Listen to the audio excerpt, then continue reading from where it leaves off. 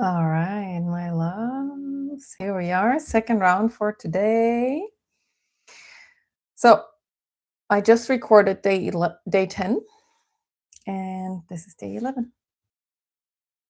And we start with a letter, and then we contemplate, and then at the end we'll read again. Because I always feel like with context and contemplation, the words just land more deeply. All right, dear God, what would you have me know today? Good morning, sweetest. Your mind will always pull you deep into an issue and at the same time out of the moment. This moment, right here, right now, shows you that everything is, in fact, all right. This moment, in its truth, connects you with the truth across all time and space, far beyond the issue, far outweighing the issue. The truth, love, lives in your heart always, and it is available to you always. This the mind knows, and it does everything to make you forget and keep you in the forgetting state.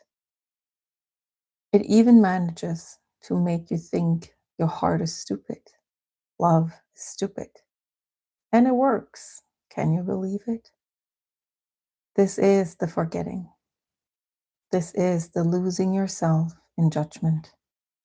This is the turning away from me. Your mind knows how powerful and true our connection is. One breath into your heart, and I am there. Another breath, and I stay.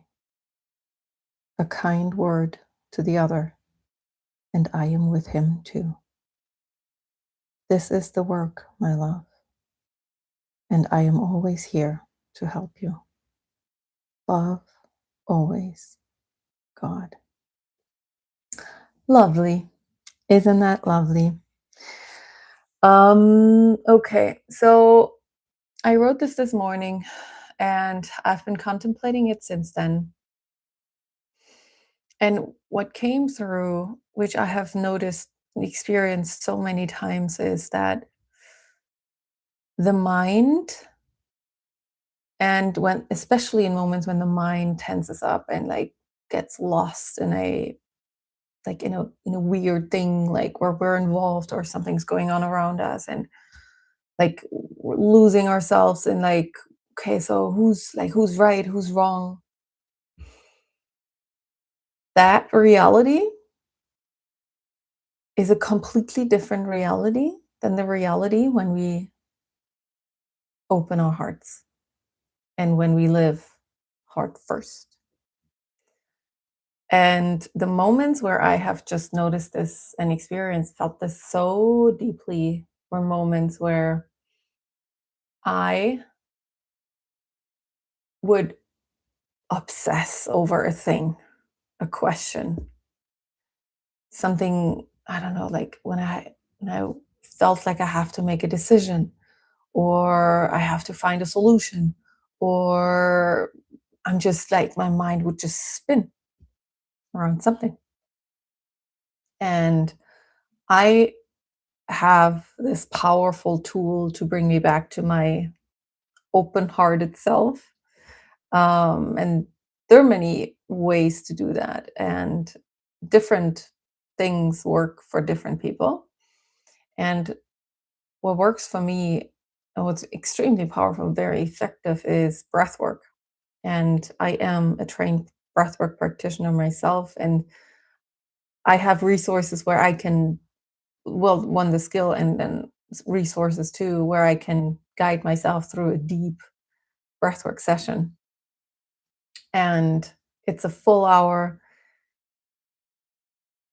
And through the breath, what just happens is the energy begins to move and flow, and the heart just opens because the breath, spirit is spirit, is God. And so as we breathe, and breathe so intensely too and consciously, with a lot of presence and awareness. Is the mic on? Yes. Whew. Oh my God. I had this one recording with no sound, and then now I'm always panicking in between. Oh. So what happens there? God just comes in and gets kind of like center stage for an hour because it's all about the breath. It's all about the spirit. Oh yeah, spirit. Um, respiration. That's where the word spirit comes in. Spirit, respiration. Um, so God kind of gets front and center stage for an hour, and he can just do his thing around in here because we just commit to closing our eyes and shutting up for 1 hour and just breathe. And so then it's just God for 1 hour doing its magic. And every time I come back out and I am just back in love, back with God, and my heart is open. And because it's me obsessing about something and going like, "Ugh, all right, I'm gonna do this freaking breath work," which I always find stupid when I am in that state. Now I'm talking to you, my heart is open, I feel good. Like, of course, breath work, that's amazing. But in those moments, I'm like, "Ugh, no, I don't want to." Which is an important thing to notice. And you can notice this in your experience as well.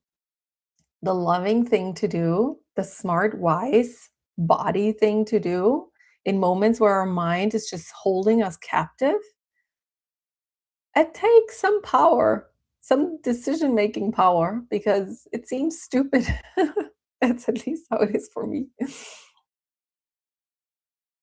And so, right before I go into a session, I look at the issue, and I see all the problems with it, and I see all the, like reasons to be upset about it. And then after the session, which is only an hour later, everything looks completely different. And that is fascinating. Every time that happens, I am mind blown. It's really the mind that's blown because the mind is like, well, no, I see what's going on and it's a problem. And then after the session, the mind is like, wait a minute, is that not actually a problem? Potentially. And that is what this letter is speaking to. And another thing that came through a couple of weeks ago in one of the letters um, was that like a problem, and then the problem only exists when the mind kind of pays attention to it, because nothing that we don't observe exists, because our whole reality depends on our paying attention to it. And so a problem, which the problem is there because our mind looks at it, perpetuates itself. It has to. It can only source from inside of the illusion of the problem. It cannot, because a problem is always an illusion. Because the truth about the universe is that it's perfect and abundant, and everything that exists in order to teach us something, to re-guide us, to clear out something that is not supposed to be in our field. Everything has a divine reason to be. So there's not really a problem. There is a situation which probably asks us to step up in a new way, to, grow, to overcome something, to let go of something, whatever. But the label of a problem, that's what the mind does. That's what the mind spins of it. And so in its nature, a problem is an illusion. which holds that pocket of reality, thought up reality. It's not connected to truth. It's not connected, and truth is God. And so, for an illusion to continue to exist, it also needs energy because nothing can just exist as stagnant. And so the energy that it pulls from is from the mind, which is why the mind spirals and spirals and spins and spins and spins. You know how when we have a problem, the mind is never going, okay, so this is a problem, and I'll just park it here. And I know that it's a problem, and I can just park it here and then go about my day. No, that's not what happens. What happens is that we lose ourselves in the problem. And that is because that pocket of non-truth, which it cannot survive on its own, love can survive on its own, birds can survive on their own, because they're connected to life force, because they're connected to God.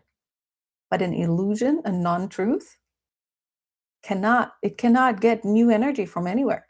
So it would die, which it does when we meditate and actually quiet the mind, and quiet the mind doing a breathwork session. And then the light comes in and just dissolves the whole thing.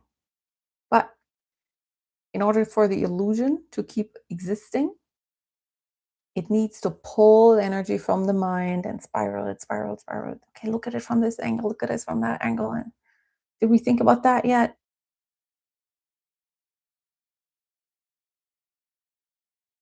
And so that illusion knows exactly that all around here is God and truth. And if it doesn't pay close attention to always keep the mind involved in this illusion, in this non-truth, then very soon, because God's light is pressing in from all sides, and it has to keep existing in here, pulling the mind in, making it spiral. And that is the state of forgetting. And every act, a loving breath, a the decision to turn on fun music and dance, when we're in a conflict, to hug the person, to send a loving thought. We don't have to hug them. Just don't. Like, I don't want us to overdo it, challenging ourselves. Like, okay, no, we're in a conflict. It's all right. We don't have to hug the person, but to send a loving thought.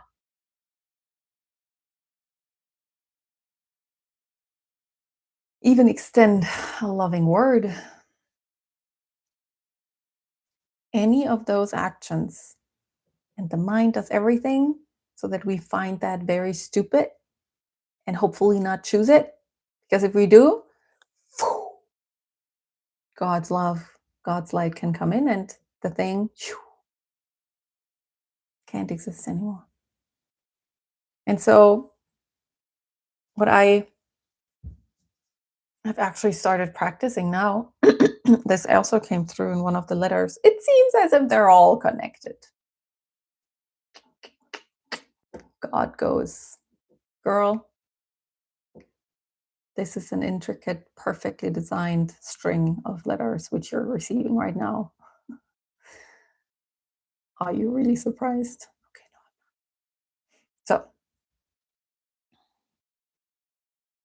what came through, oh no, what I'm practicing now in order to train myself to answer mind shit immediately with love is whenever I find myself in a situation where my mind finds something to complain about, to judge, to, is there like questioning if there's a threat or something. this is my cue immediately to come into gratitude. And then I look at the situation, the very situation where my mind right now is trying to get me spiral into a non-productive, not helpful, not loving thought, an issue, just making up issues. And look at the very situation and find reasons to be grateful for that situation. And that's possible because we can look at everything from different angles. And we can find in every situation something to be grateful for, an aspect that we had just overlooked because our mind had us focus on this stupid thing. And I'm training myself to do that immediately, like as soon as the first, and then it's good because the spiral, I'm not quite as like deeply involved into the issue. It's never a freaking issue. Um, and then it cannot think up and think together like an issue. It cannot even create that because I catch myself immediately and then pull myself into the heart. And then it's like two realities next to each other. And then the cut is not as hard because my mind has not gotten the chance to pull me into like a weirdness yet, right out and into the heart. So that works. All right, my loves, we're reading the letter once more. Dear God, what would you have me know today? Good morning, sweetest. Your mind will always pull you deep into an issue and at the same time out of the moment. This moment right here, right now, shows that everything is, in fact, all right. This moment, in its truth, connects you with the truth across all time and space, far beyond the issue, far outweighing the issue. The truth, love, lives in your heart always, and it's available to you always. This the mind knows, and it does everything to make you forget and keep you in the forgetting state.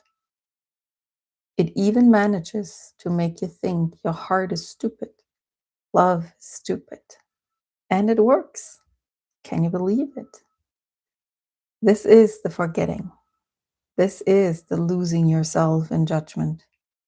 This is the turning away from me. Your mind knows how powerful and true our connection is. One breath into your heart, and I am there. Another breath, and I stay. A kind word to the other, and I am with him too. This is the work, my love, and I am always here to help you. Love, always, God. Lovely, lovely. All right, my loves. This is it for day 11, and I will probably see you after the long weekend. There's a long weekend in Germany where I will be on vacation with my family, and I will be back here. I will actually be back on Facebook. I'll probably do the lives on Facebook, but then the YouTube lives I'll do when I'm back here. All right, my loves, I love you, and I'll see you soon.